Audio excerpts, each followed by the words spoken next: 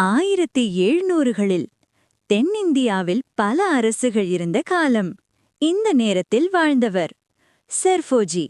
அவர் ஒரு சாதாரண ராஜா இல்ல, புத்தகங்களை காதலித்த ராஜா, அறிவை பாதுகாத்த மனிதர். அவர் ஆட்சி செய்த இடம் தஞ்சாவூர். அங்கு அவர் ஒரு பெரிய நூலகம் உருவாக்கினார், சரஸ்வதி மஹால் லைப்ரரி. அந்த நூலகத்தில் ஆயிரக்கணக்கான பழைய ஓலைச்சுவடிகள், மருத்துவம், கணிதம், ஜோதிடம் எல்லாம் இருந்தது. ஆனா ட்விஸ்ட் என்னன்னா, அந்த காலத்துல பலர் போரில் வெற்றி பெற நினைச்சாங்க. ஆனா இந்த ராஜா மட்டும் அறிவை காப்பாத்தணும்னு நினைச்சார்.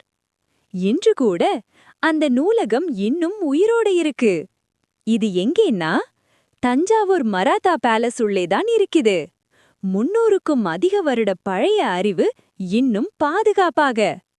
வெற்றியடைந்த ராஜாக்கள் பலர், ஆனால் அறிவை காப்பாற்றிய ராஜா சிலர்தான்.